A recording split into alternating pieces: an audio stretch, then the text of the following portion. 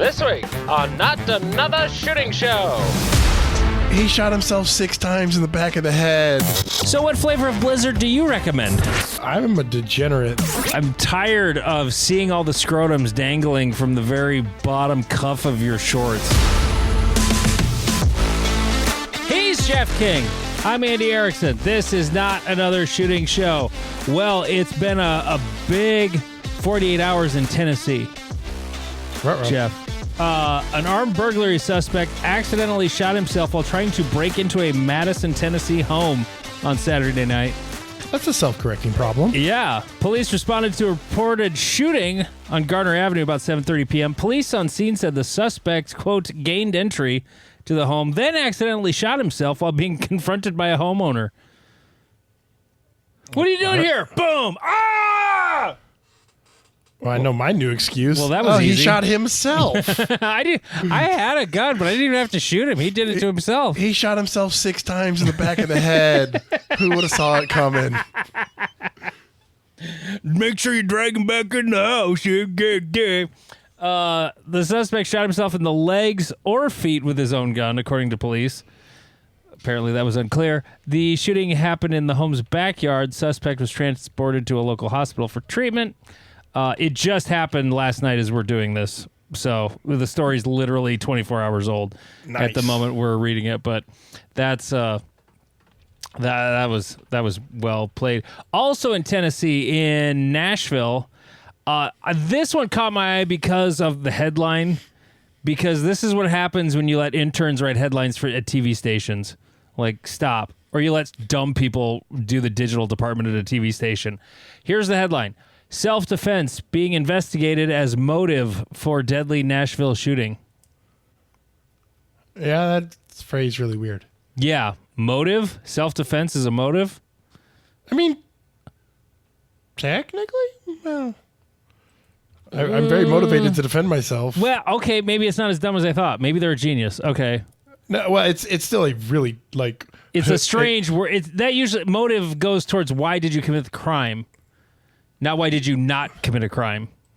I guess I'm just going based off action. But yeah, it should read shooting in South Nashville investigated as self-defense. Yeah.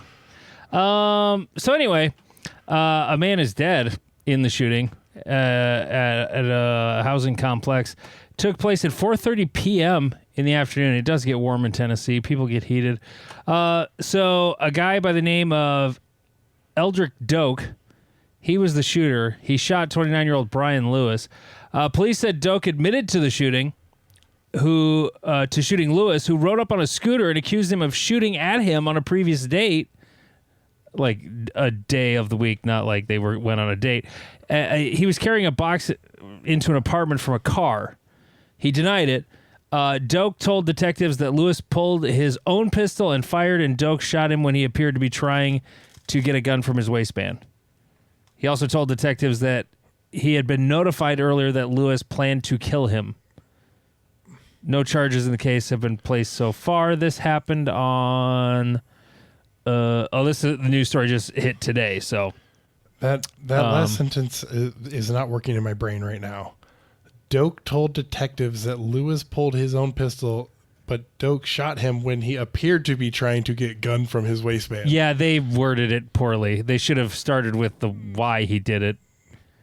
Well, or Doak is an idiot because he said, oh, he fired, and I drew my gun and shot him while he was trying to draw his. No, whoever wrote this story, whoever wrote the dumb headline wrote the story because... it only has to make sense in their head. It doesn't have to be proper English. You don't have to identify. He should have just said, Doak told detectives that Lewis pulled his own pistol and fired, and Doak shot him when he appeared to be trying to get the gun from his waistband. So he said Lewis pulled his own gun and fired. And then he shot him when he appeared to be pulling it from his waistband. So he shot him while it was still in his pants? Right. This sentence makes no sense. Can I buy a verb? Recent college graduate working at Nashville television. At minimum, this should be reversed as he was trying to go for gun and waist, or that is one of the shittiest sentences ever written by an actual news. So Anthony Glover, source.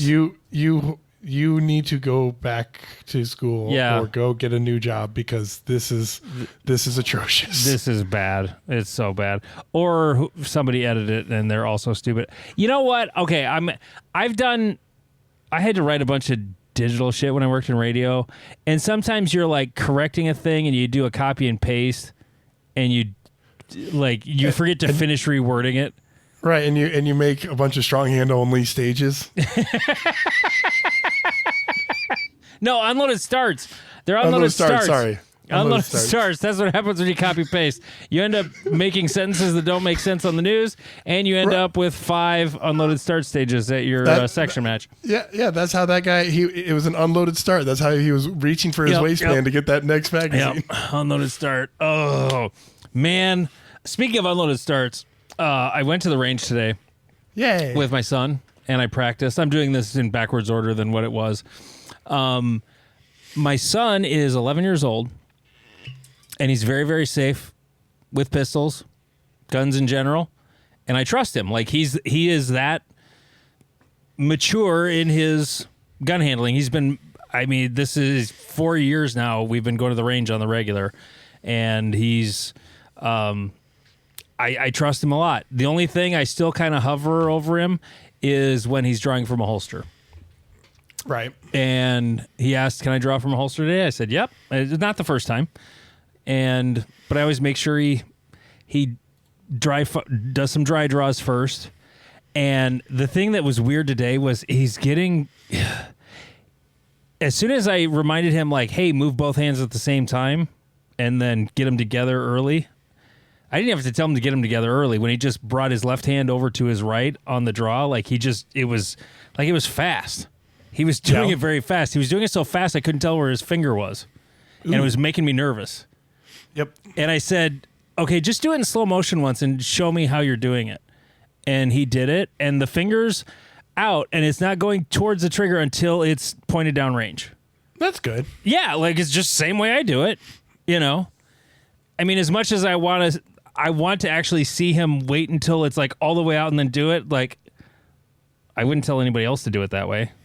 Right. You know, it's just your kids. So you're like, right. So I was reinforcing, make sure you don't move your finger until it is away from you. Well, once it's away from you and on the way to the target, then you can start moving the finger. Right. And as a coaching tip to everybody, you should be able to do things fast, and you should also be able to demonstrate them slow. And that's a good, like, speed up, slow down, but still do the same thing. Yeah. No, it just freaked me out when it was so fast I couldn't see his finger. It's like, shit. The thing is, he just likes burning my ammo up. Oh, yeah. It's like, ammo's free. I'm just going to, I basically have the bottom of a 7.62 can left after today. Yep. I need to switch my press back over to 9mm and crank some out because I am low on ammo with a class next weekend and Cornhusker coming up. Yeah, I did not shoot a match today, Jeff. Aww. I did the good Christian thing, and I went to church and I ran sound with a really complicated mixer that I'm pretty sure I think I can mine Bitcoin with it. I don't know how, but I think it can do it. So they slightly overbought their equipment, is what you're saying? No, it's really powerful. It's really cool. It's really neat. It makes my podcast recorder look like a cassette tape recorder. It's so well thought out. It was so complicated. And then once I figured it out, though, it was like, oh, I get why they did this. This is better. You know, it just took a while to figure out because I was used to the old one. But yep. But no, so I did not shoot the match that I signed up for, and I don't know if they refunded me or not. If I don't get my $25 back, that's okay. But I signed up for it without remembering. Oh shit! I mentioned this on the Patreon podcast. I think it was. Was that the episode we were talking about this? Yeah, it was either during the episode or something. No, I think it was because I was listening back to that one today, and So I literally signed up for the match, and then like 20 minutes later, I'm like, shit. I already said that. And then after the show is when you were saying, "Oh, just bag out of church. You don't need to run sound. You volunteer enough." I'm a degenerate that will encourage what I believe is your best life, and that does not normally include doing anything that the rest of the world would be like, you know what you should do? Like go to church, like go to family dinner, and I'm like, go shoot matches in dirt pits. So I did practice, and I brought my Tac Sport Orange with the snazzy Stonebridge Gunworks slide cut, and I was shooting, and I have a video. Oh, I didn't send you the video. I meant to upload that video so you could actually like look at it and understand what I'm talking about here as we're talking about it. But I discovered a problem with the shooting of the gun, and all I was doing was Blake drills. It was nothing snazzy. I was just using the target stands that are just permanently in the bay, easiest to do. And I just, first target would look fantastic. All alphas, like 3 mags worth, like 72 rounds or so. Like maybe a Charlie or 2 out of every bullet that was shot at the first target. Second target has mics, and they're all over the place. And third target is okay. A lot of left Charlies that I'm dragging on. Yep. The middle target transitioning with the heavy gun was like, what's going on here? I don't know how to do this. This is heavy, and it's hard to get going. It's hard to stop it, and I don't know what I'm doing. Yep. It was all over the place. Now, when I really, really, really focused on like, okay, make sure you see the spot and shoot it, like I would do it. It was slower, but then I was doing it, Right. I mean, it's never faster to get mics. But No, it's not. But it would be a difference of like 3 to 4/10 of a second. Yep. Just doing a Blake drill. Yeah. Like the good runs were like 2:0 something, like 2:06, 2:07, and the ones that were like steady but not, I made sure I got my hits, maybe a Charlie out of 6 rounds, and those would be like 240. Yep. 245. And then here was the interesting part though. I shot like probably 3 or 4 batches of that, couple hundred rounds. And then I grabbed my Glock and put that belt on and did the exact same thing because I have not practiced as much. I've been so crazy busy the last month.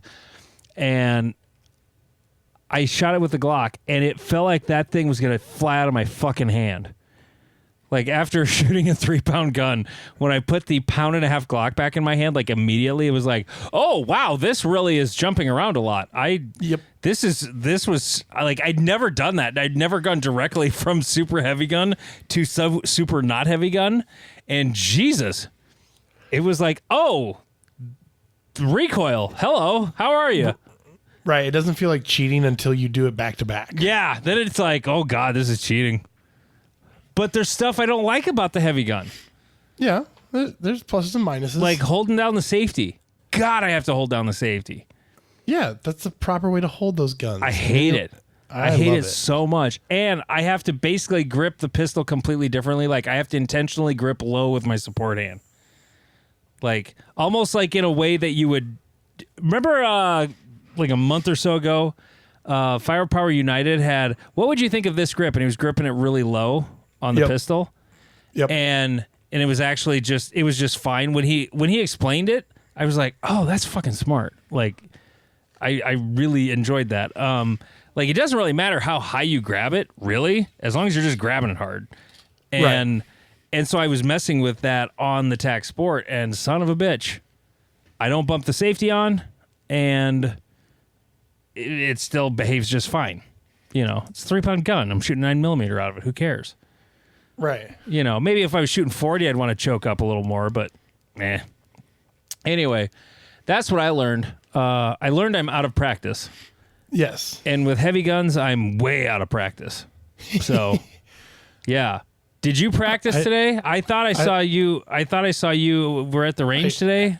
Yes, all the tryhards were there. All of the tryhards arrived. Oh man, it was Tryhard City. It was Tryhard City, and it was actually the second day I practiced in 3 days. Like it was. Oh God, you're gonna destroy me at Cornhusker. Well, maybe if I slow down and get my hits. Just drink a lot. Oh, just wait till we talk about today's practice session. But I like what you're describing, that middle target transition. I was doing the same thing, except for I was just like, this gun is not going to stop because, I can split 15s on a 10-yard on a 10-yard IPSIG. Like that'll be fine. And I was just throwing Charlies and Mikes just across. And finally Lane had to be like, slow down and get your hits. And I was like, and then I did it. And he goes, oh, look, someone slowed down. And I'm like, well, now that you mocked me, I have to go back to shooting fast. And so he then proceeded to sit me down and explain that I try to split the gun too hard and that no one else tries to split as hard as I do. And so I need to 15 and 16 splits are not reasonable at 10 yards. No, they're not. And so you don't know where the second one's going to land at that distance. I use the force. But yeah, he had to sit me down and explain hey, there's one super squad guy that splits as hard as you do. You ain't him. Be more reasonable. And I was like, okay, that makes sense. But this practice session was the practice session today was 100% train like you fight. I'm on 4 hours of sleep, a minor hangover. And nice. Got my Casey's pizza, and we showed up to the range at 0800. We didn't start shooting until 0900 because, chatting. But right. It was a beautiful day. It was nice today. Very nice day. We figured out that 4 is too much for one bay, but having 2 groups of 2 also doesn't work in my opinion. So 2 groups of 2 on one bay? No, basically what happened is, so we took 2 bays, and me and Lane were on one bay, and Joel and other Jeff were on another bay, and we had the stage on. We build a mock stage, and then Joel built a couple drills. And the idea was, you shoot the stage a couple times, you go shoot the drill a couple times, shoot the stage a couple times, shoot the drill a couple times. Oh, that didn't work out. I think Joel and other Jeff shot the stage twice, and me and Lane were just burning it just over and over and over again. And then we went over and shot the drills twice, and we we're yeah, this didn't really it didn't really work because with that coordination, you kind of need a puppet master to be all right, you guys go over here, you guys go over here. That's why that format works in a class. Correct. But it does not work when it's just a bunch of randos, especially dealing with the timing difference between shooting a stage 4 times each and then being oh, hey, our 8-second stage that we then have to reset versus you guys shooting a drill that takes 3 seconds. Did you use any steel in the stage? We did. What we do is we put a piece of wood under the base and we lean it forward. And so the popper won't tip over? Correct. Okay. Because we're too lazy to adjust the we can lock it in place. We're just too lazy to do it that way. Oh, can you? Because the best type of popper, in my opinion, for matches is the kind without a hinge at all. Right. But those are awful for training. They're terrible for training because there is no setting them so they don't fall down, because they'll even work as a rear faller, if you set it right. So they're terrible for that. But I didn't get that crazy with my practice today. But so you shot too fast and then you slowed down and you got your hits, which, if you say slow down and get your hits, that means one thing. But if you're shooting like a moron, then there is a time and place where slow down and get your hits when you're like the M-class shooter you are. Right. When a high level shooter is ripping 15 and 16 splits that's dumb. on it. Yeah, that is hey, slow down, and then when they're transitioning off the target before they've completed the task, that's and get your hits type moment. Yeah. That's where that saying is actually useful and not just hey, make sure you slow down and get your hits so that the bullets are touching together. Accuracy's final. No shots over 1 second splits. Anything faster than that, you can't. There's a lawyer attached to that bullet, and you can't account for it. But on that dumb note, I'm also a massive elitist. Yeah, you wrote that in there. You're kind of a snob. I am 100% a snob because it was the first Sunday that I've been to where it was a packed range. So we had 5 tactards flagging us with rifles on Bay 5. Nice. For those who don't know ENGC, the Bay 5 is this giant 50 by 50 yard bay, and then Bay 2 looks directly into its firing line from the 90 degrees. And so when they would pick up their rifles and carry them like at their stomach and like walking down range, they were definitely just pointing these rifles at us. Oh, I never thought of it like that, because that's just a place where shooters store their stuff. That's not a firing line whenever I'm there. Correct. And so yeah. And so we had tactards running around with rifles slung on their back with magazine inserted, like bolt closed. God. And I was like, am I allowed to say something? Like, is it a technical? Like, my brain doesn't know the rule book very well. So I'm like, should I correct this? And then I mentioned it to our club president. He goes, why didn't you correct that? And I was like, noted for next time. Okay. And then, well, they were using big boy rules, Jeff. They were using them big boy rules. Big boy rules. And not once did any of them come over and go, you guys shoot really fast and you're pulling stuff out of the shed that no one's allowed to have access to. What are you up to? Yeah.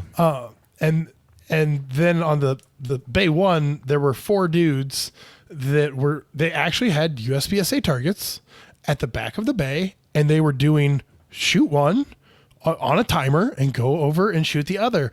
But they also talked for like an hour and a half, and like they were definitely getting them 1 second splits in there. And I was like, I don't like all of you in my space.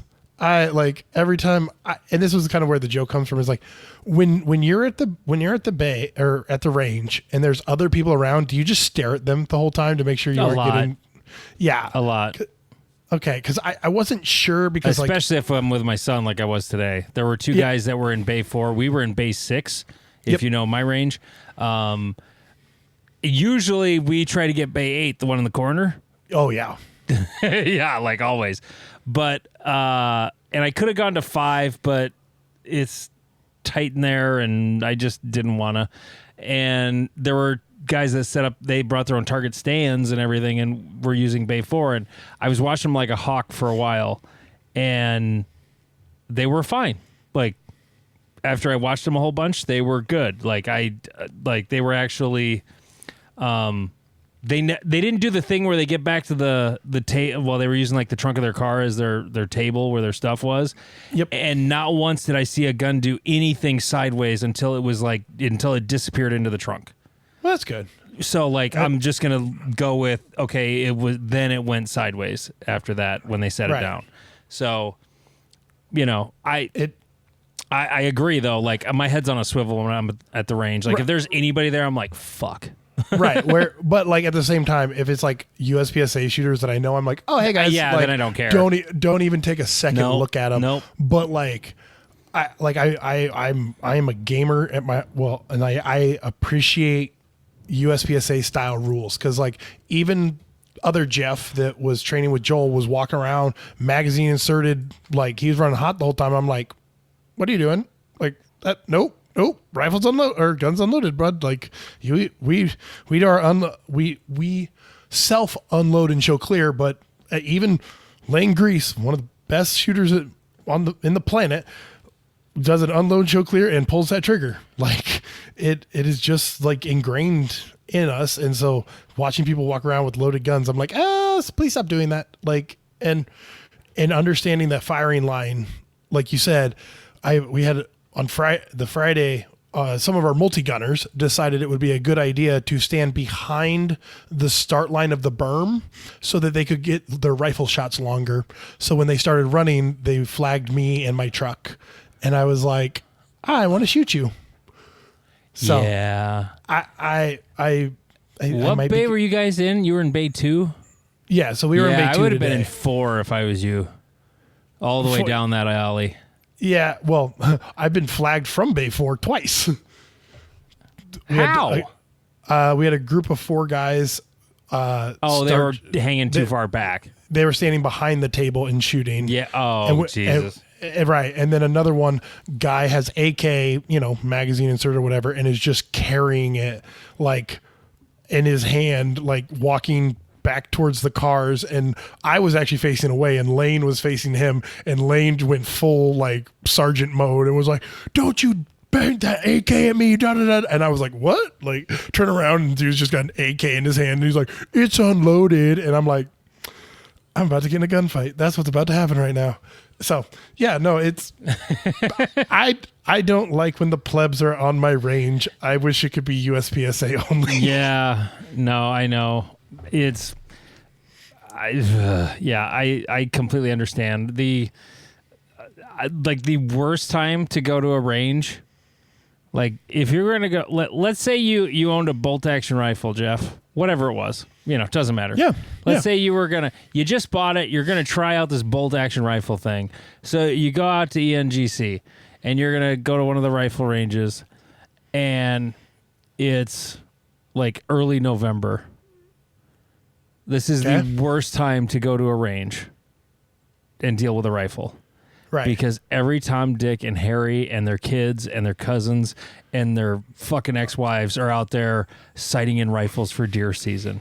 And it's awful. And these are people who like handle guns like twice a year, and they're like showing their children as if they're like, "Dad's got all the knowledge here. Let me show you how to do this, son." Now, some of them do. Some of them do. Some of them don't. Right. And it's terrifying. Yep. I mean, props to, because we have a hunter's sight-in day or weekend or something. Yeah, you know why they have hunter sight-in days? So they can fucking watch them. Right, so they can have extra ROs on staff. And I'm like, I bless all of those ROs, because I would have to have a gun on my hip and be like, "Don't point it at me, don't point it at me, don't point it at me." I used to just think those were were like in a promotional event. No, it's so we have extra staff on hand to watch everybody. That's what it's for. Yeah. Anyway, so it's Memorial Day weekend, and companies that sell gun stuff, they advertise a lot. Yeah. And, they have the deals and the sales. And I was recently mocked on my other podcast by my friend, other Andy, for having... he came over to record, and I was holding a bag of orange earplugs that I got at Walmart for $8.20.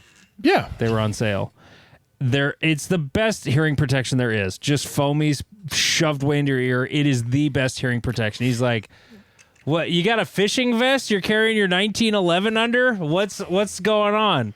I thought you were in your 40s. I didn't know you were in your 80s. What is your problem?" He's making fun of me, and and I've tried the the electronic hearing protection, which it is convenient.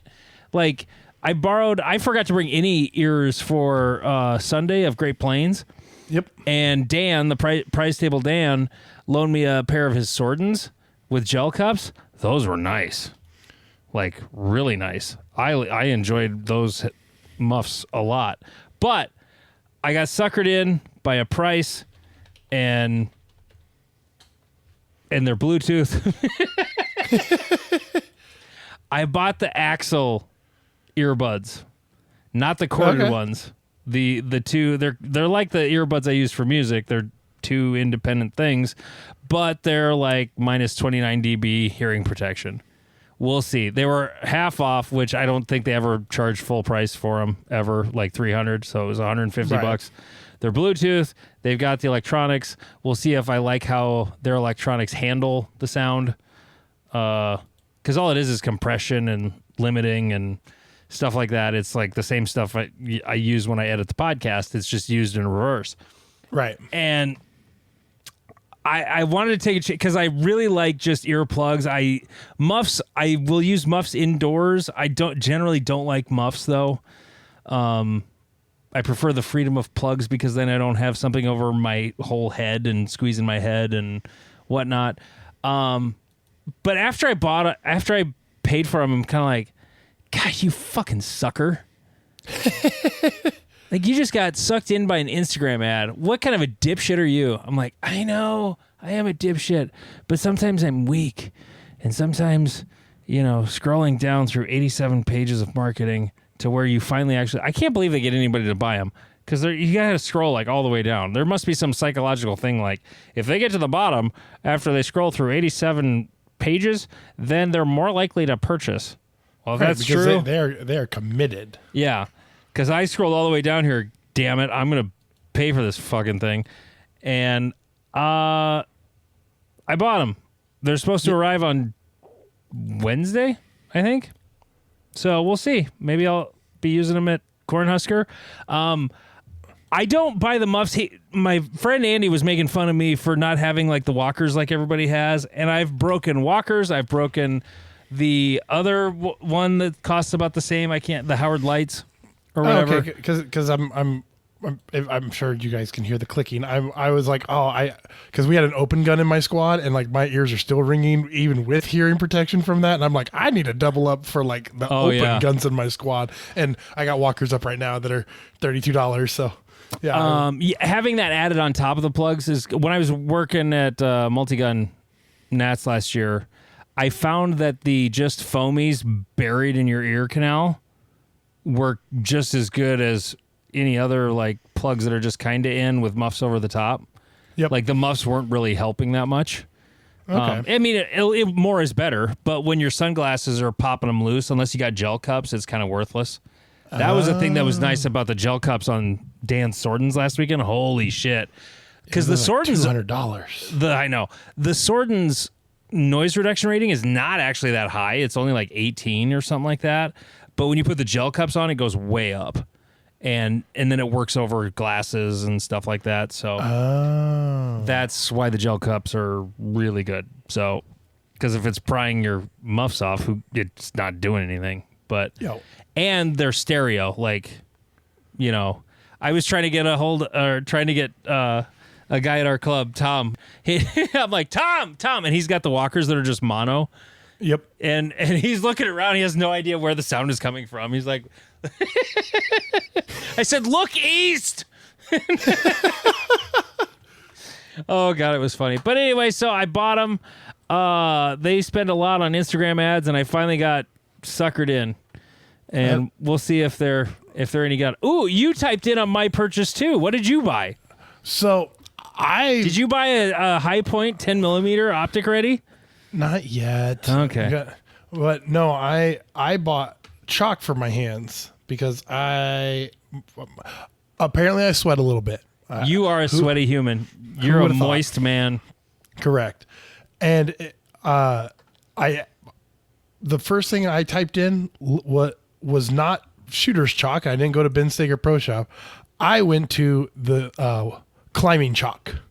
Oh, because yeah. One of the things that a channel called In Range talked about one time that I really appreciated was the idea that don't buy shooting stuff when other people use it for their like real life shit.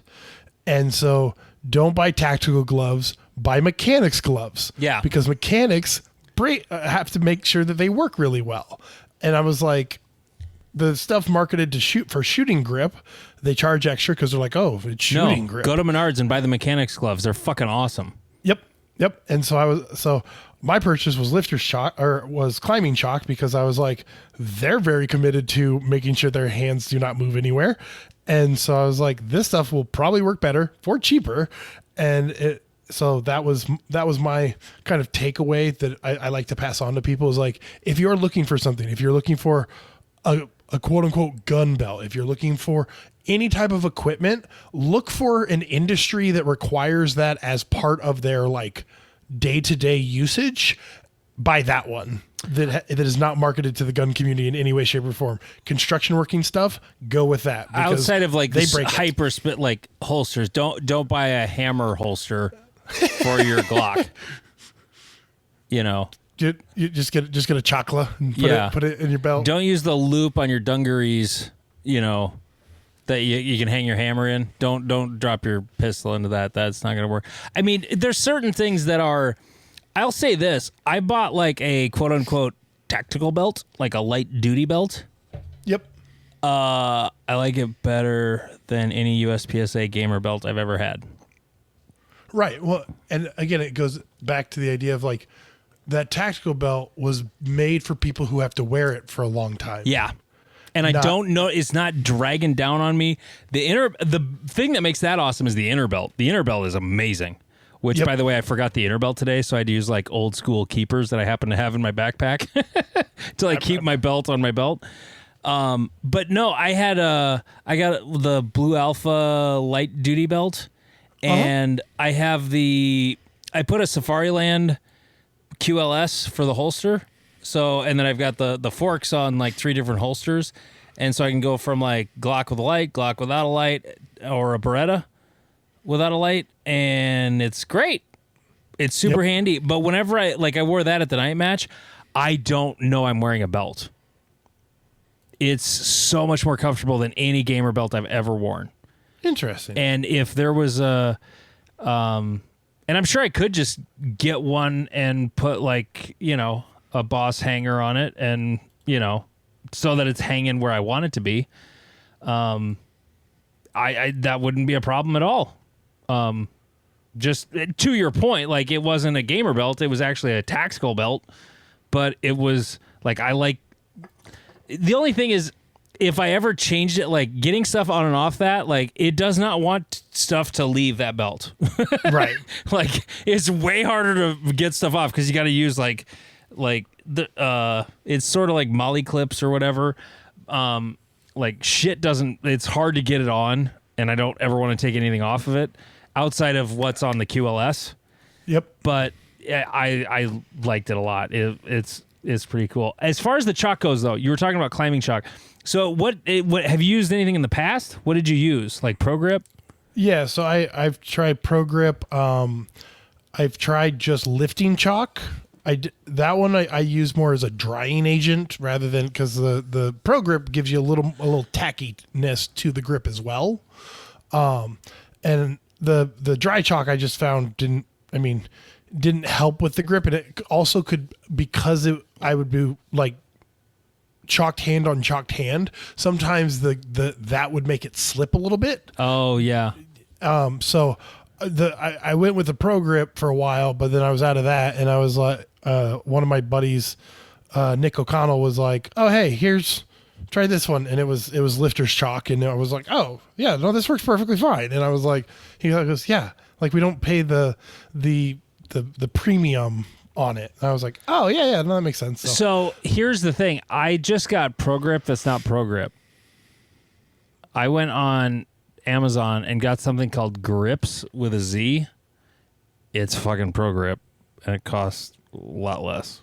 I mean, that might have been what I bought. I don't know where it is now, but like, because I just bought my stuff on Amazon. I bought a big bottle of it, and I don't know if no, I mean, this is in the exact same bottle as Pro Grip. Like, oh, nice. There's some company somewhere that makes it, and then whoever's marketing it just slaps their own label on it. Yep. Or they order it with whatever label it is. I was going to go look at my Amazon orders because I also got a new pacer gun, but I didn't get like the Competition Dynamics pacer gun. I got the AVN, whatever the hell it is. What is this stuff? Oh no, it's GRRIP grip. I got 2 bottles shipped to my door. Amazon Prime shipping for $23. Yep. The Pro Grip is $9 a piece, but you're going to pay at least $12 shipping because it's got to go UPS ground and because there's alcohol in it and it's basically hazmat. No, I got the Tawa APN-30 label applicator, $69. Right, because that's what the pacer gun has always been. Yeah, it was always just a label applicator. Yeah. Oh yeah, it is 100%. And then Competition Dynamics put their label on it and charged $15-$20 more, and I bought it, my first one at Ben Steger Pro Shop, and my second one after I lost the first one. Actually, the first one was stolen from me.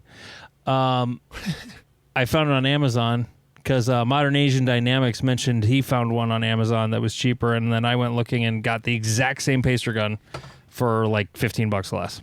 So nice. Well, and speaking of Modern Asian Dynamics, yeah, that man I keep audio bombing his in-car. Exactly. Reels. We're just following him everywhere, and he is going to be shooting the Cornhusker match. He is. I get to meet him finally. Yeah. Nice. No, he super good dude. I did know that. We were messaging back and forth one time, and he told me that. Yeah. Yeah. So he's in the squad right next to mine. So I'm going to see if I can get things moved around so that we can be in the same squad because we've never actually squatted together. I'm not going to lie. He's going to listen to this. I don't remember why we're friends. I have this thing where I meet people and they're like, oh my God, dude, like, it's so good to see you. And I'm like, I don't remember where we met. Fuck, I'm so sorry. Like, I love that we are friends. Match somewhere. Right. I'm like, I am happy we are friends and it is a net positive to my life, but I don't remember why we met. So, but it did remind me, we're going to have a Hoochie Daddy shorts gang there. It's going to be great. Oh, my God. You guys that work out with your high shorts, stop it. Me and Lane and Nick. I'm tired and of Mark. Seeing all the scrotums dangling from the very bottom cuff of your shorts. Jesus. Just like another 2 inches is fine. I mean, it'd be fine. Attitude. Or wear pants. Either way. Like then you'll be fine. But I don't know if Ziggler's going to be there. That's the key. I'm such a child of the 90s. Like, I can't wear shorts that are not below my knee. Or they at least have to be at my knee.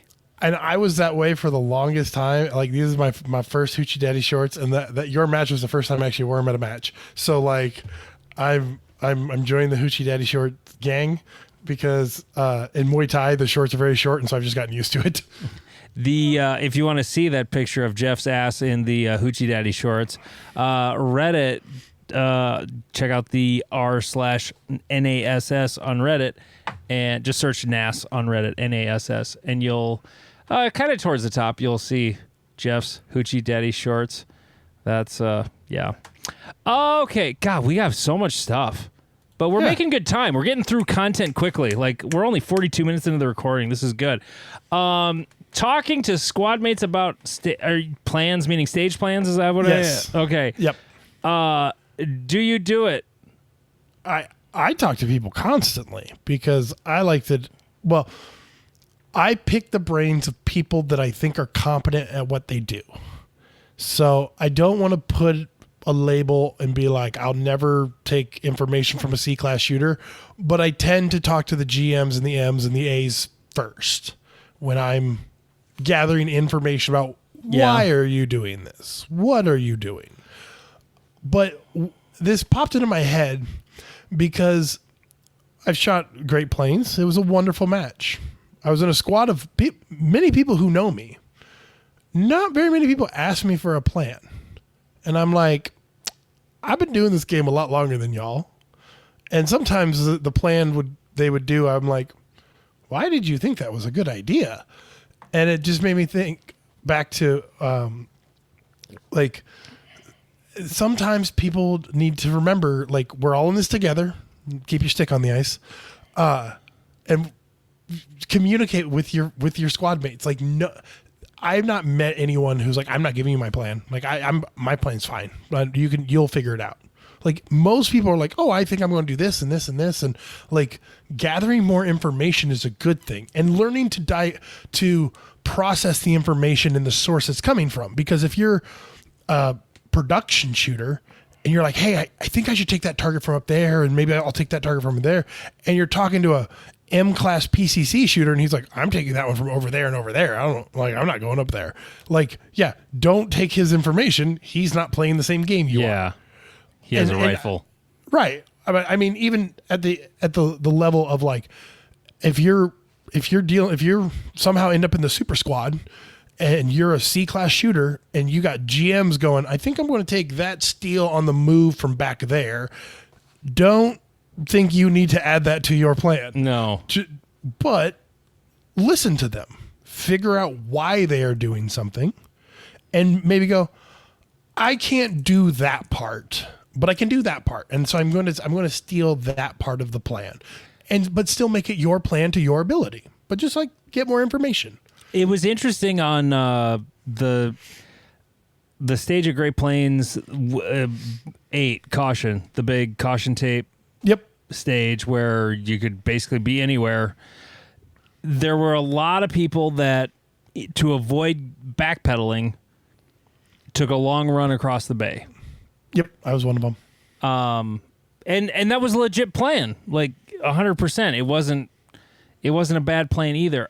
I shot the left-handed plan. I started in the back right, and I moved forward. And you end up with a run across the bay, but I'm retreating while I'm running across, so I didn't have as far to backpedal. But that plan would have been a lot harder as a righty because you would have had to like hold the gun behind you, and then when you're coming in on the last 2 targets, then you have to do this weird setup. And it, like, Bruce did it left-handed, I think. I mean, he's right-handed, but he shot the same plan as me pretty much.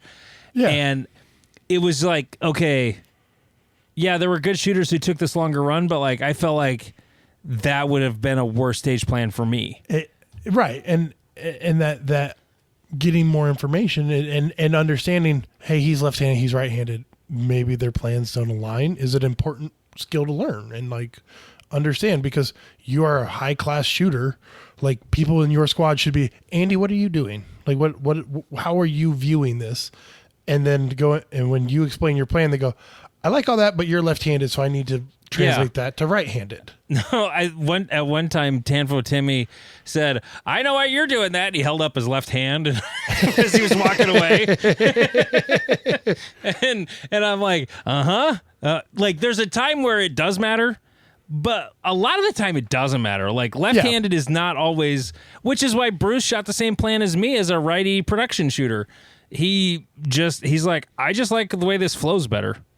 Right. And if it works for you, it works for you. Like, there isn't a right way to do things, but there can be a wrong way. Right. There's faster ways to accomplish the task. It doesn't mean your plan was wrong, just meant that you need to execute it faster. I have an example of a wrong way to do one. So at Cornhusker last year, I was shooting on the same squad. I think I've told this story before. I was shooting on the same squad as Scott Arnberg.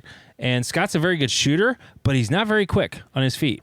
Right. But if you ever shoot with him, he has the most efficient stage plans. Right. Because he has to, because he's not quick on his feet. And so I, being so smart and left-handed, and I'm an A-class shooter, I know what the hell I'm doing. Actually, I'm pretty good at stage execution. It's stage planning I suck at. Like, I don't always find the things that are good. Well, I thought being left-handed, it was better to take this, just because where the start position was. It was stage 9. It was the one that was around the corner from the big one.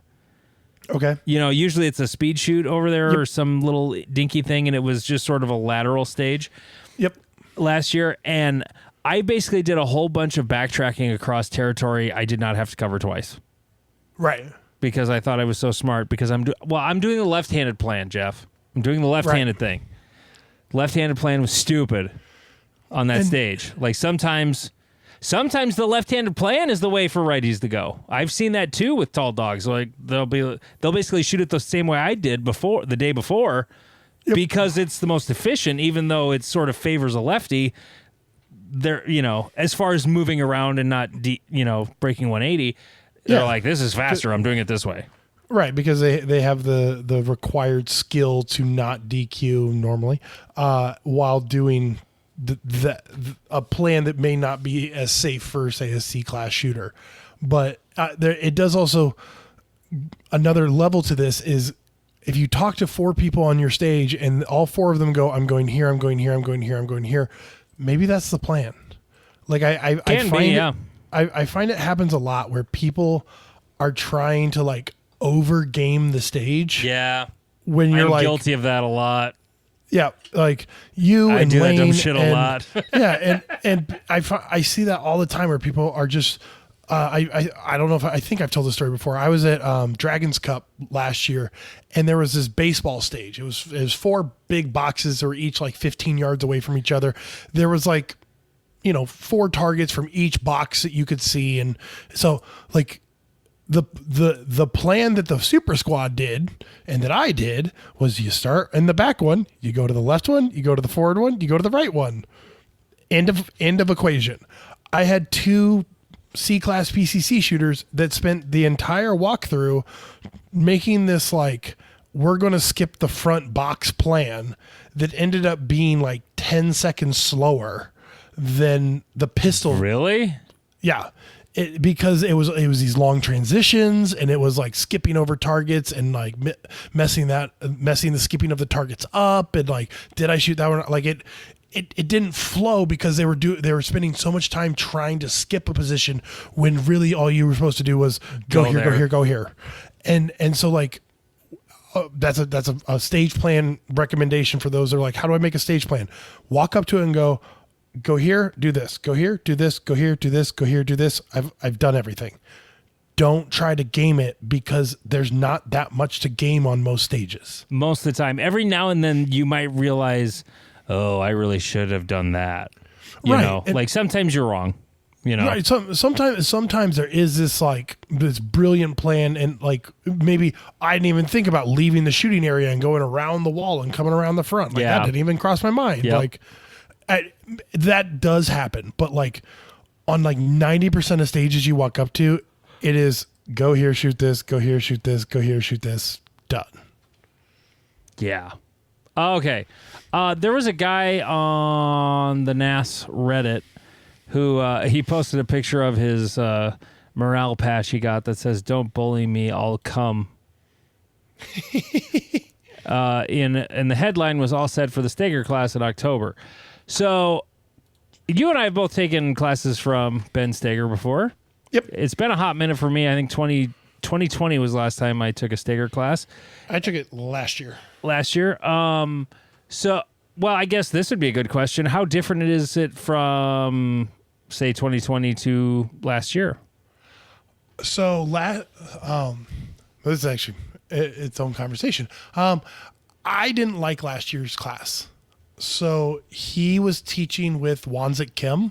Uh-huh. And I didn't feel that they worked together well. Really? I specifically remember them on a few occasions basically almost getting into arguments like mid-class. Because they're so different personality-wise. I can't believe they're friends. Right. They're horribly different personalities. And like Ben, I like Ben's teaching style because it's very kind of macro skill sets. Like he's not sitting there like when he's telling you to grip, he says grip the fuck out of the gun. Yeah, it's big picture. Right. He's not trying to tell you, okay, you need to put like 15% more power in your pinky and then like 2% less power on your middle finger. Like, no, he's like, grip the fucking gun and grip it really fucking hard.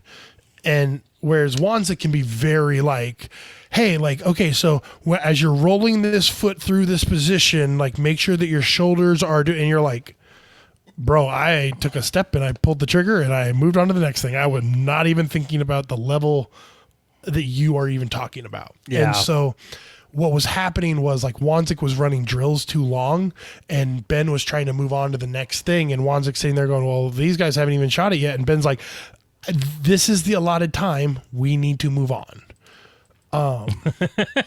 So and my class was where the vision fuck us comes from. Oh, really? Yep.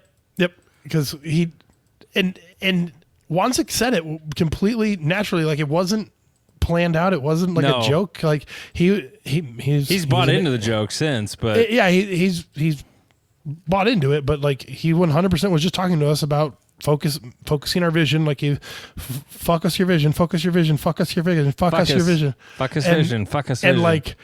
And it was kind of the end of the day, and we all kind of like the first 2 or 3 times because he said it like 6 times in like one paragraph, and so like all of us are kind of getting that kind of like schoolboy chuckle going on because we're like trying not to be disrespectful because like Wanzik is a super nice dude, like super good dude. He is. But like so we're all like trying to be polite and not like laugh at his accent, but like of course Ben being Ben is like, Dude, it sounds like you're saying vision fuck us like every single time, and we just all busted out laughing.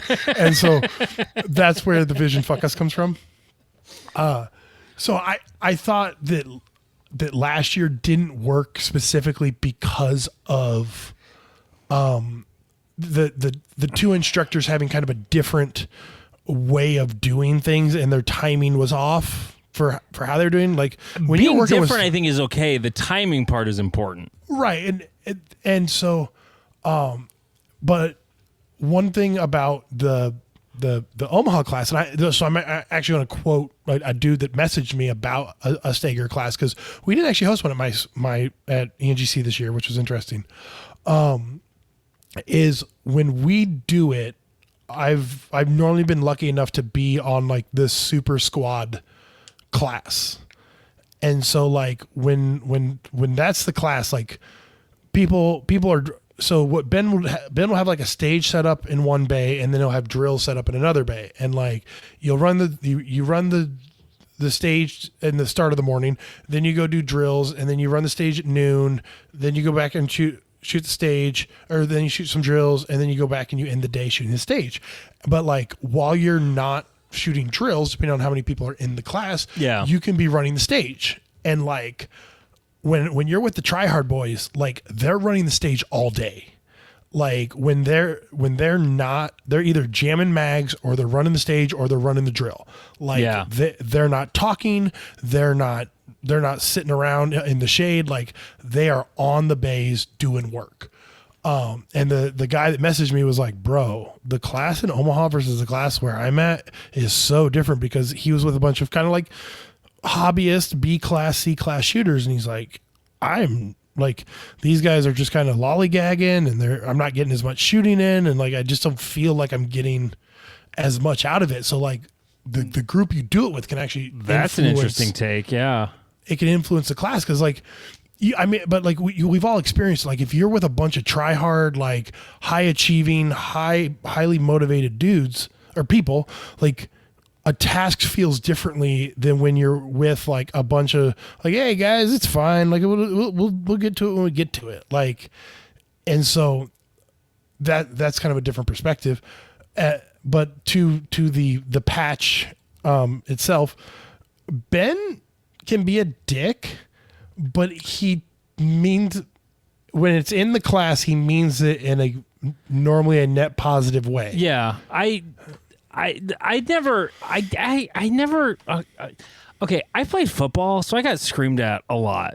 Okay. To me, Ben isn't rude at all, honestly. Like, I didn't get that at all. Like, compared to college football coaches I had, no.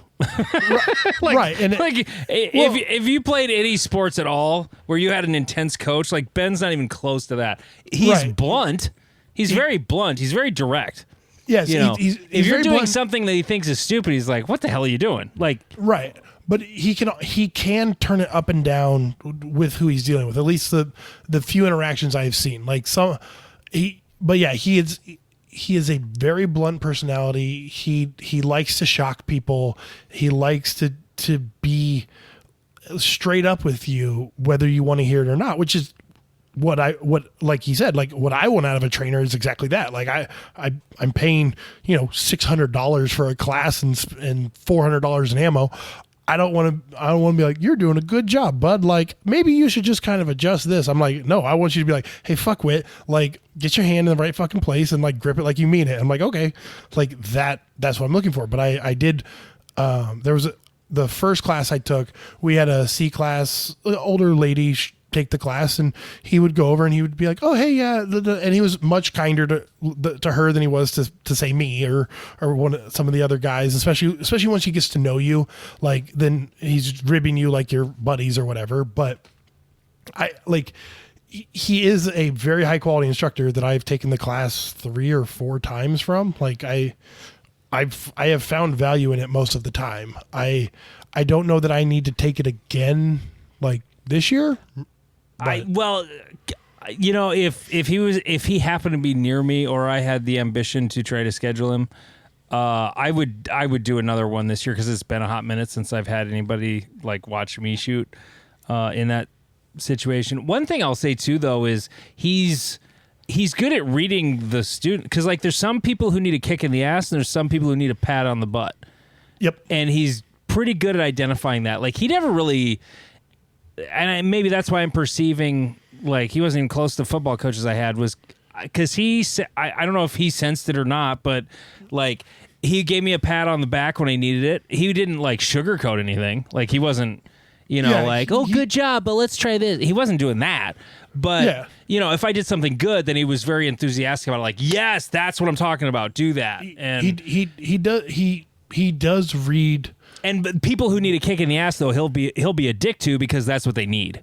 Yep. Like they actually need to be like, no, you're fucking that up.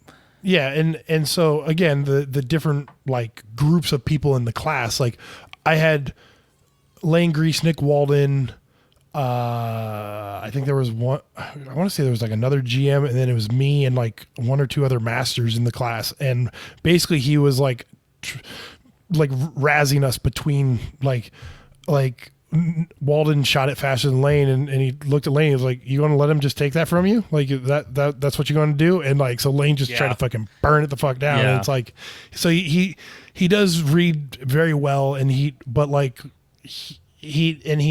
my experience has been, again, a net positive overall. I didn't find I highly last recommend. year's to be my favorite class. I wouldn't want to take a class with him plus somebody, though. I would prefer it to just be him. Yep, he does a very good job by himself. Yeah, I never have taken one with anyone else, but I would prefer it to be just him if I was taking it again. Yep, I guess. Having said that, I'd love to go take a class with Matt Pranka too, though. I would rifle class particularly, for sure. Anyway, so yeah, highly recommend. I love that you put this in there. I don't know how long this has been in the list of topics, but I saw it. I don't want to spend a lot of time on it because now we're not being efficient. Nickel plated, is it any better? So, why did you bring this up? I love that you brought it up, though.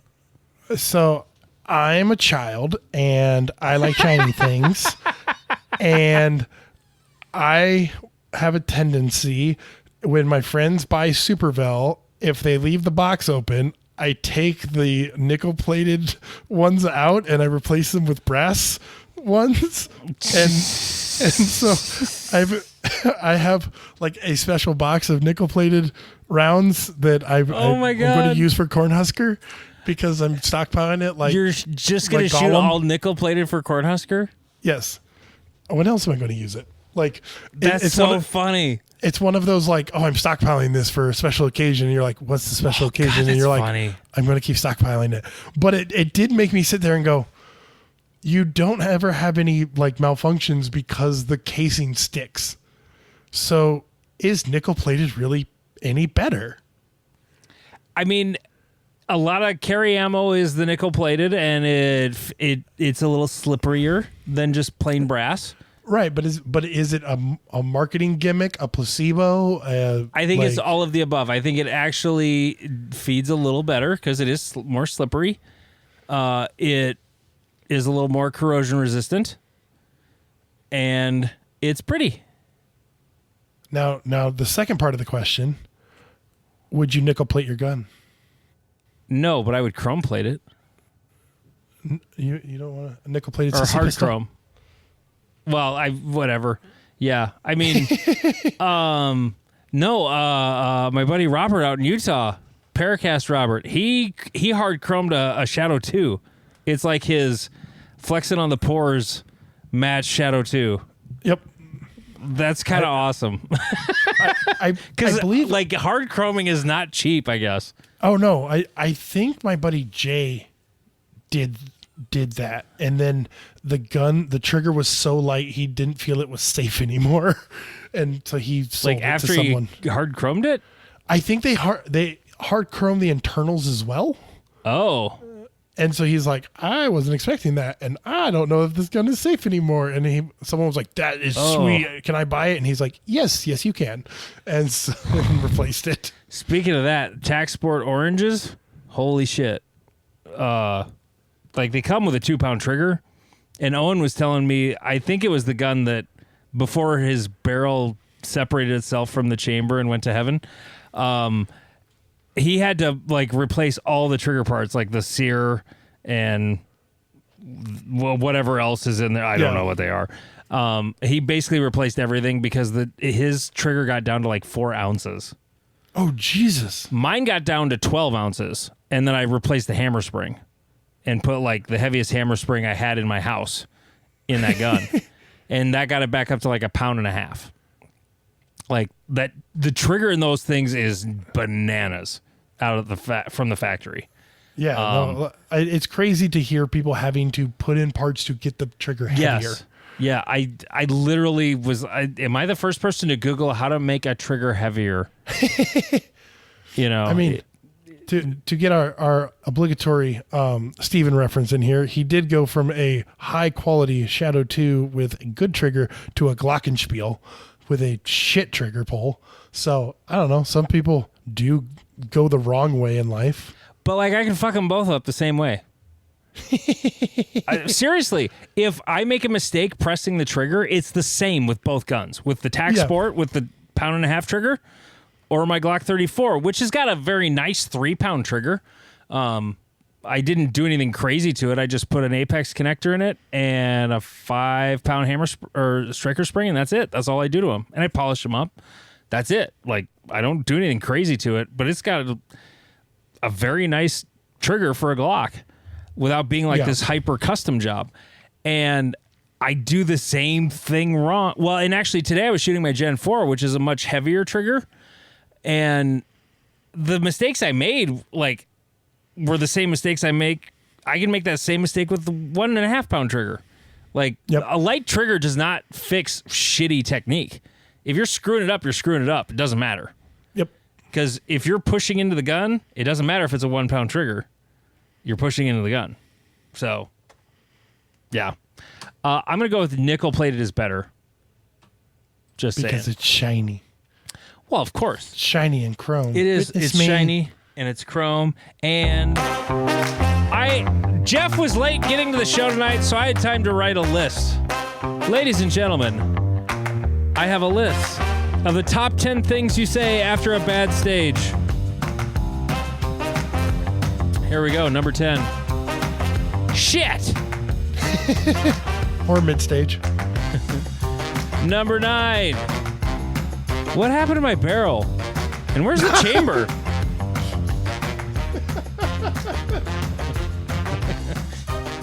It wasn't a terribly good stage up until that point anyway, but go to our Reddit, NASS on Reddit, to go see Owen's video of his barrel separating itself from the earth.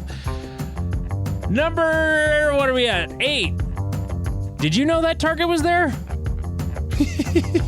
You ever done that? You shot a stage and you had no idea that target was there?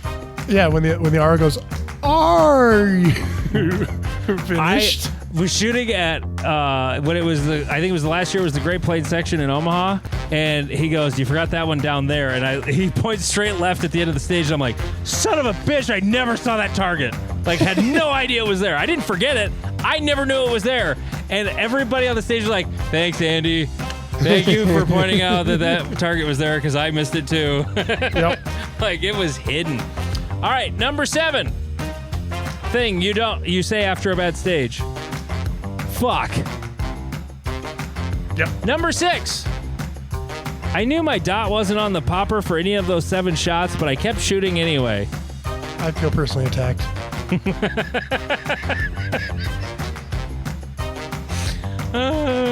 Number 5. At least it wasn't as bad as Steven's run. I had a Steven reference built in. You just beat me to it. All right. Number 4. Shit, fuck. That's actually a Steven reference, too. That's one of his favorites. Yep. Number 3. Oh, my dot came loose. That's happened to me before, too, where, like, why am I not hitting this target? Oh, when I get done. If you ever have a stage like that, rattle your dot. See if it wiggles. It might be that. The number 2 thing you say after a bad stage. So what flavor of Blizzard do you recommend? It's nice that your DQ is right down the street. Oh, at our club, yeah. It's like the first business you hit in town when you're going through Canton. And the number one thing you say after a bad stage... Yes, really. I want an overlay on that no-shoot. I'm positive that's a double. Because it was that bad. And there you go, the top 10 things you say after a bad stage. Thanks for being late, Jeff. I had time to write something. You're welcome. I'll make sure to do it on a regular basis. Yeah, be late. Yeah. As long as we got Monday off, for Memorial Day, that'll be good. How far are we in? Oh boy, we're 70 minutes in. Okay, we should jump to the Reddit. We'll save the rest for Patreon episode. Okay. By the way, I did post the "Why Does Andy Suck" video on the Reddit. You could see that now if you want to go look. Like, that second target is a shit show. Good hell. Third one's not bad. It's not great, but it's not bad. But oh god, it's not good. Okay. As far as the things people submitted, one guy wrote like 12 questions. I'm going to use one of them. Yeah, we can save it. Because they're all kind of the same thing.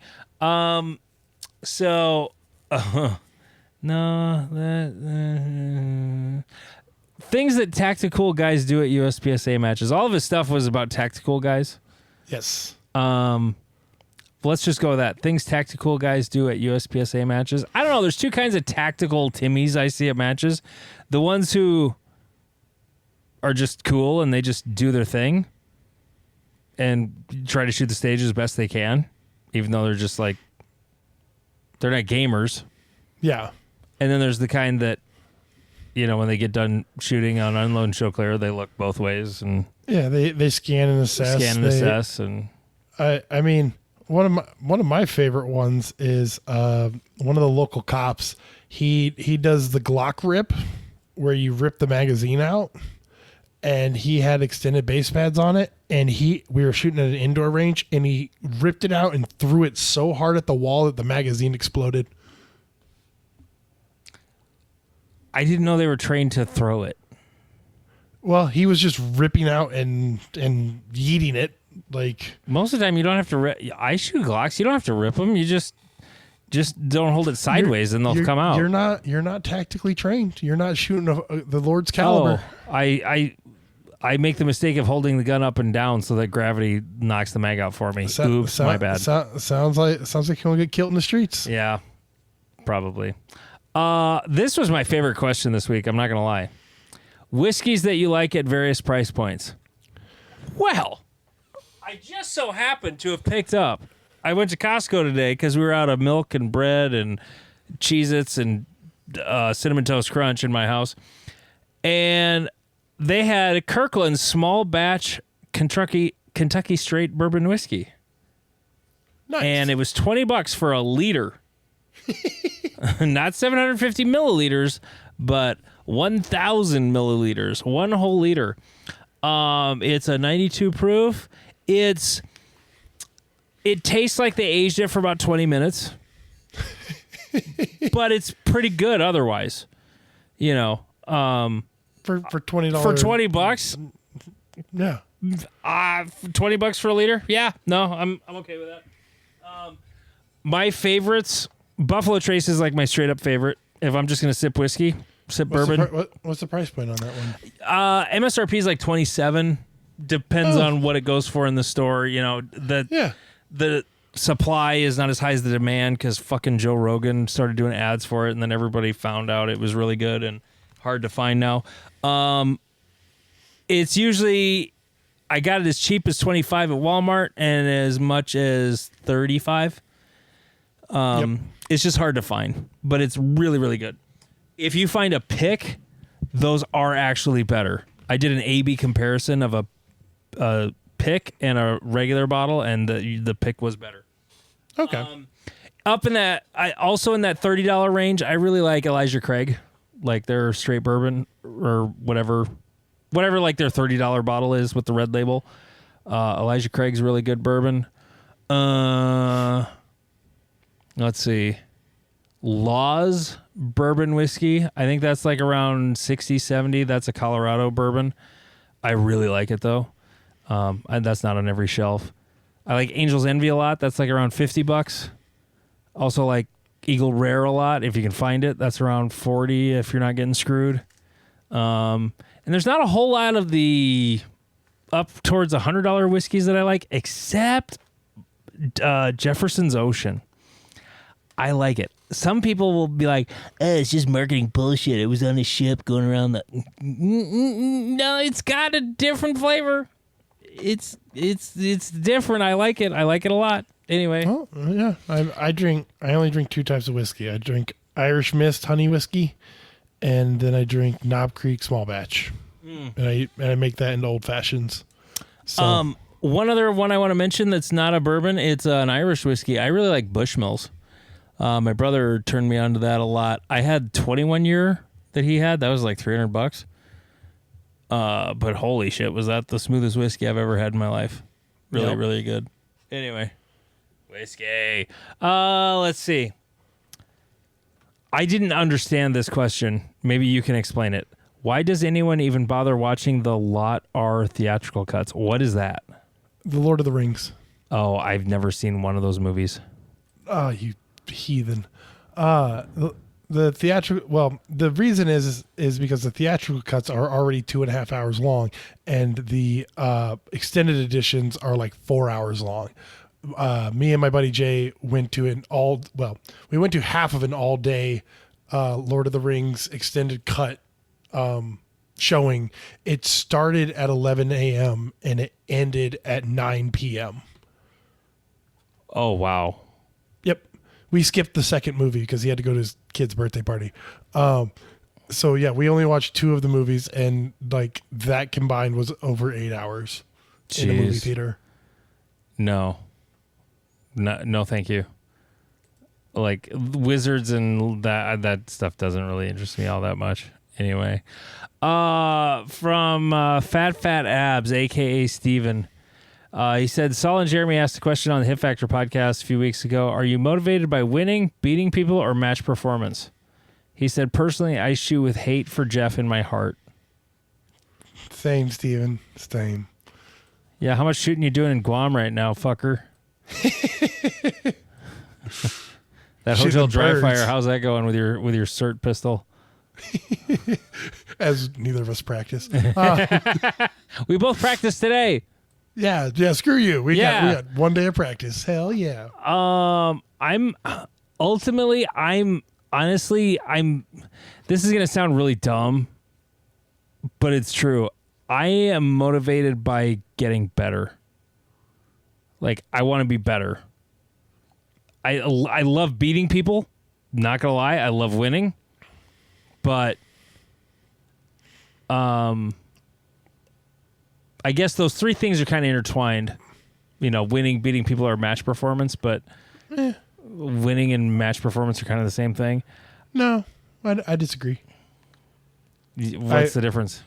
So, winning is the act of beating X you actually number of win people. Versus like match performance could be like do well at the match. Right. Well, the execution of the match. Like if you're like, I think I executed these stages well, or you could take it as my match performance. I shot 88% of lane, or I shot, 90% of nils, or whatever the number is. Is like you didn't win, but you performed at a high level. Because I'm a match performance and beating people, because I'm not going to win. Like I've accepted that. Like, but I like to pick a person to beat them, and then judge how I'm doing based off my match performance, because I'm the opposite of you, because I am content with how good I am. Like I have no one to beat because I'm awesome. I guess the match performance actually that's closest for me, I guess, of those options, because that is sort of a gauge of improvement. Yep. Okay. Tips on switching to a division with a dot. This is our friend Owen, whose Taxport Orange 40 barrel blew up. Owen, it's time for the 9mm barrel. Time to send that bitch off to Stonebridge Gunworks for a slick optic cut just like mine, and you're going to love it. Make sure you actually get the, if you don't get the 9mm extractor, though, you're going to have problems. 100%. Gonna have a bad time. Gonna have not fun. What would you say, Jeff? The building of your index is the most important part. Yes, So 100%. So once your index is there, then the next level of it is learning to process the information the dot is giving you, because you don't have to take in as much information as you do with iron sights. I think you're saying that backwards. You're getting more information without trying, is the way I would phrase that. You're being punched in the face with what's happening with the gun. My friend Tyler he started shooting a dot for the first time ever. He's same as Owen, like limited major shooter for a long time. And he finally started messing with the dot, and he's like, "Oh my God, I had no idea this stuff was happening with my gun when I was pulling the trigger." That's part of it, but like what I'm referring to is like, you don't have to be like, okay, there's the two wings of my iron sights. There's my dot, or there's my iron sight. Okay, now the iron sight, am I lollipopping? Is it covering the target? Okay, like I feel with the dot, it's dot on thing, pull trigger, like it from the target shooting side of it. But like what you're talking about is 100% true. Like you are going to see every little thing you do when that gun goes off. You're going to learn a lot about what you were doing wrong with irons. Yes, which will be good for you, Owen, because you attack every stage with so much aggression, but it doesn't always translate. Like a rabid badger. Yeah. Yes. That's like he's got a high motor, analogy. like very high white guy motor. Definitely, just like absolutely, like he's not holding back. That's for sure. Yep. Except the aiming. It seems like he holds back a little bit when he's aiming. Yep. He is like, sights on target, pull trigger twice, go to next one. And you're like, if we directly talk shit about you on our show, we like you. Okay. Yes. Owen is great people, and I consider him a friend, and he is.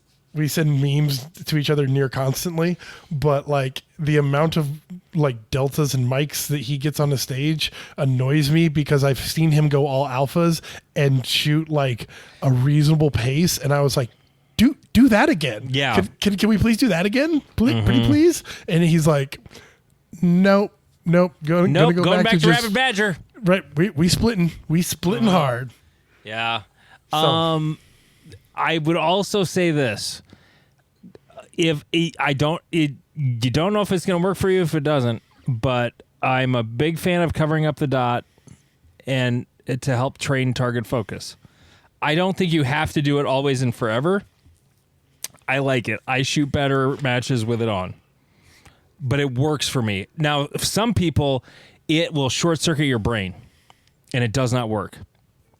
So if it doesn't work for you, don't worry about it. Ship. Like, abandon ship. Like if you're aiming and you know the dot is on the target and you're missing a popper left 8 inches or right 8 inches, it doesn't work for you. Stop. Never cover your dot ever again. Something about how your brain and eyes work, it's not going to work for you.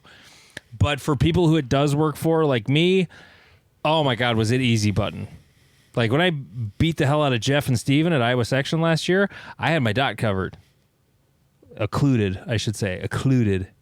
Not covered. You still need to see the the side that you would see if you're seeing the target too, but sounds like someone's dot cover is going to go missing.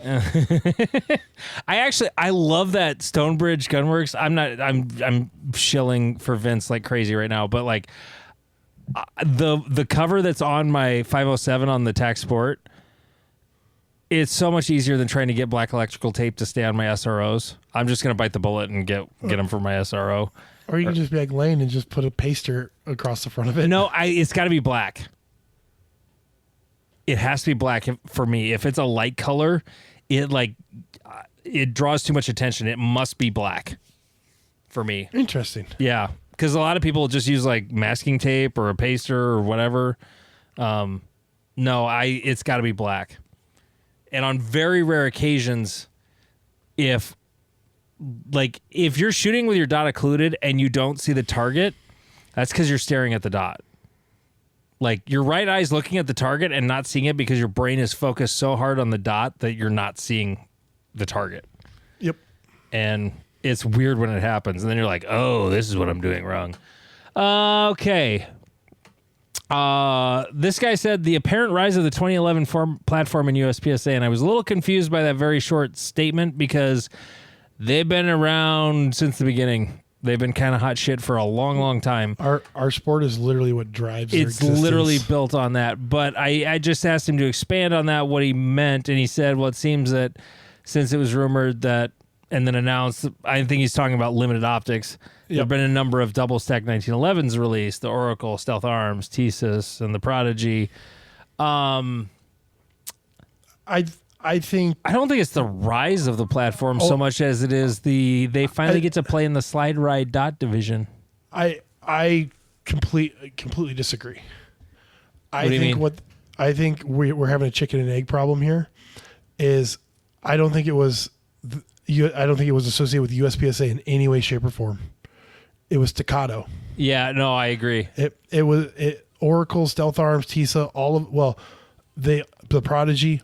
All of them are trying to compete in that Staccato market that exists because of USPSA, because Staccato got out of USPSA because USPSA shooters shoot their guns too much.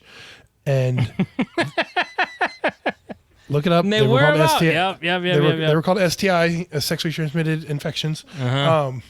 But I think the another part of it is like product development for like a gun takes years. So like all of these ones probably started when the Staccato got popular, 5 years ago, 6 years ago? I don't think it was even that long ago, was it? I feel like it. When did they do the name change? I want to say it was like 3 or 4 years ago when they basically abandoned the Timmy or the competition market and said, we're a Timmy gun. We're going to sell to the masses and cops, and we're going to make way more money. And I mean, as a business move, it was smart. Right. It's a business move. It was fantastic. But yeah, I can't. It'll be too hard to figure out. But yeah, I think it was simply just they saw the Staccato making oodles of cash and were like, we would also like some of that cash, please. And that limited optics also exist. They're like, oh, yeah, I guess you guys can use them too, whatever. Because they don't like us. Like, I don't mean this in a conspiratorial way. We use their product. They have to fulfill a warranty. Yeah. We're the ones that break their shit. Beretta is in the same boat. Like, we break their shit. Right. We run their guns hard and then put out real reviews.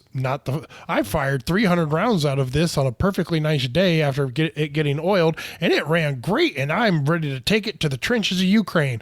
Versus us that are like, I fired 10,000 rounds to it, and now it has completely disassembled itself. Don't buy this. Like, we run our shit hard, but I think I heard secondhand from a CZ employee that Shadow 2s, a gun specifically built for IPSC and USPSA, about 80 to 90% of them are sold to non-competition shooters. Oh, yeah. So it's like, we are such a little market to them. They don't care about us. They don't like us. We are not their target audience. We are the opposite of their target audience. I think that's true of like Staccato. I don't think that's true of CZ. I don't think CZ dislikes us. They literally made the Shadow 2 to fit in USPSA production. Okay. And they're like, we're also going to make this gun so baller looking because those shitty grips that come on it from the factory, they look great. They do. Like, it is a pretty gun out of the box. Like, a USPSA shooter, the first thing they do is get rid of those grips. Right. And replace them with anything else. so yes, I agree that CZ is maybe not in this, but like the platypus, the platypus, Stealth Arms, Oracle, TISA, Prodigy, they were not built to be run hard by USPSA GMs. No, they are for people who saw John Wick and were like, I want a 2011, and then they saw that they cost $4,000 and were like, I do not want a 2011, and they're like, would you like a double stack 1911 for $1,200? And they're like, yes, I would. So Springfield should just sell the version with whatever. Who's making the trigger kit that like fixes it? I've heard that they did fix it, but I don't know. Like the name Springfield of it did. I heard that like on the they did go back and kind of like unmess up themselves, but like I don't know enough about it. I wasn't interested in it before it came out, when it came out, or when it had issues. Like it. Well, I just tell people to avoid it. My buddy Dustin bought one, and then it choked immediately. Like it did not. It never ran. And then he did what the internet said, like replace all these parts, and then it ran. But then it still had issues with if he stuffs the magazine too full.